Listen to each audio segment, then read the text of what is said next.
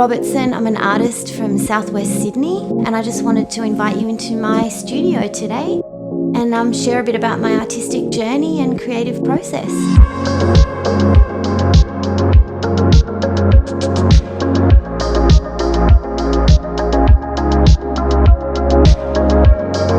My inspiration.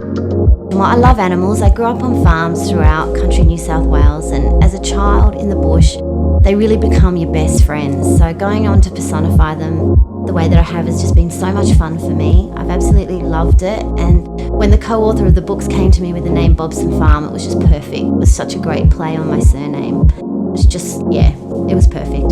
And as for my paintings of people, I'm just fascinated by how complicated, but at the same time, how truly raw and simple most human emotions are, especially love. Whether it's love for each other, love for creation and nature, or even love for a good book, I take great pleasure in exploring this in my paintings. Always trying to show restraint, because I don't want to detract from the emotion with just the blah blah, which can be so tempting as an artist. It all started for me when I was really young. We were a tennis family and we were always travelling from town to town and every weekend, and when I wasn't on the court, I'd be found in the car with my notebook and pencils writing short stories, and the top third of the page always had an illustration. And none of these were kept because we moved so many times when I was young, so I often think to myself they'd be worth a fortune now. I then studied art and textiles in high school, and of course loved it. I was actually going to pursue fashion design. I can remember winning an award at the Northwest Fashion and Design Awards. We had to design and sew our own outfit and model it out on the catwalk. The next part of my story is very cliche.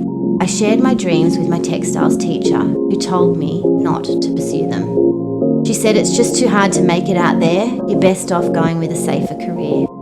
And I literally went on to study business computing. With the wisdom of age, I now know I should never have listened to her. I believe we all have unique God-given talents we can tap into. And if passion has ignited inside of you, you will almost certainly have something amazing and unique to birth. There are so many different avenues I could have ended up working in. All that said, I found my creative way again once I had young children. A close friend of mine gave me a packet of watercolours as a gift. And before I knew it, I found myself with a different project on the go every time the kids were having a nap. It's why I always try and be so encouraging though when anyone shares their dreams with me. Dreams are fragile and yet oh so possible if you're determined enough. And I don't ever want to be that person that crushes them in anyone. My favourite colour. I'm not sure if artists are supposed to love all colours, but mine is definitely steel blue. You'll find it in some form, one way or another, in most of my paintings, and I'm often found wearing it as well. Whenever I bring a new dress home, it's almost always a derivative of steel blue. It's a running joke in our family. How many blue dresses does one person really need to own? Well, to get in the zone when I'm starting a new painting, I never start with a white canvas ever. Even if I want it to end up largely white when it's finished, for me, I always get in and paint the canvas orange first. It makes the creative juices flow for me and it takes the scary out of it. I'm not looking at a blank canvas anymore. I've already started the process. And I didn't realise it at first when I started doing it when I was a young artist, but I've also gone on to find it just adds so much more depth to the finished artwork. Like I said, even if it's white, the depth that the orange is adding behind, I just love it, and it just has become part of my style. And you will know if you own a Julie Robertson original, because you can turn it over, or somewhere on that painting you will find that remnants of that orange. As for my style, I'm often told that it's really unique, and that I think is kind of a weird thing for any artist, because you pursue that so passionately because it's so important that you are unique, and the goal is that someone will look at your painting and go, well, that's a Julie Robertson. And so when people say that to me, it's a really strange feeling, and unfortunately I can't even really explain or articulate how that happened. It just, I guess, happened over the years to be what it is now. But I'm just really grateful that I've been blessed enough that I can now be in that position where people can identify my art as clearly as that. So when I think of someone standing somewhere and looking into one of my artworks the way I used to, and just gazing in and taking it all in, some part of it that they love, that is just such an an amazing feeling for me, and it's just really warm and fuzzy. And honestly, it's still really weird to think that way, that someone's now looking at mine the way I used to look at theirs. Well, I guess I don't think about this too often, and I try not to paint to any specific audience because I just want to stay true to myself. And I know even when I started painting, particularly my animals or even my people in such a simplistic style, I was, a bit worried at first about what people might think of it, but I just pursued it, and I guess my own art has come out of that place. But I have been told it has a really wide appeal, so I guess I feel very fortunate in that way. And I think of this one time when this lady was asking her family to buy a number of my animal paintings for her 80th birthday. And we were getting towards the end of her decision making, and her family was there, and then she just leant over to me and said, "Am I way too old to be buying these?"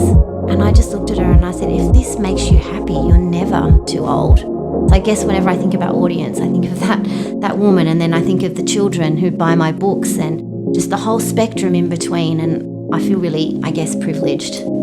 I've been painting my animals for many years, and I'd often be told they should be turned into children's books. And with so much art as inspiration, author Sharon Perry had no problem at all writing these beautiful books with me, giving me an even greater platform to continue painting and exploring the world of Robertson Farm. A place of colourful ball trees, square dogs and nervous little birds with umbrellas. A place that I just love to spend my days in. Well, for me as a visual artist, the thing I like least about my creative process is when I have to give my artworks a title. I'm like, isn't a painting worth 1,000 words? It's just one of the hardest things for me, and that's why you'll find my titles are so simple and basic, because I'd rather just the painting speak for itself. That's probably the thing I get the most hung up on. I think honestly, just never give up, never say die. I think in my whole career, I've only thrown out probably 3 paintings, and that was very early on in my career. Most of the time I'll feel frustrated, at times I'll feel like I can't do this, whatever, and I'll just push through. And I think that determination to push through has just made me who I am today. And honestly, a lot of mistakes turn into being some of the best parts of the artwork. And I think there are so many, especially younger artists perhaps, that feel like, oh no, I've ruined it. But you just need to push, because it'll often just be this amazing thing that you'll discover. And honestly, even more than that ability to push through is just having support. And I just wouldn't be here without my husband, Brett, who has just, anytime I've doubted myself, he's just been there to back me. And I think, self-doubt is inevitable when you're a creative person. And for some people, it's on a really regular basis. And I think if you've got support behind you and people that really believe in you and encourage you when you can't encourage yourself, is just nothing more precious than that.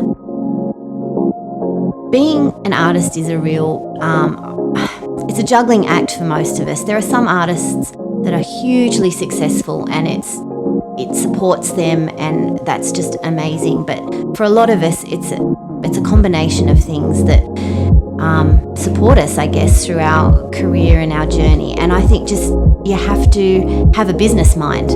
Being an artist or a videographer or being creative, whatever you are, you can't just, be off with the fairies almost, so to speak. You have to have a business mind. You have to be grounded in a sense as well, and have direction and vision and know what you're trying to achieve. So I think finding that balance is really important if you want to see true success.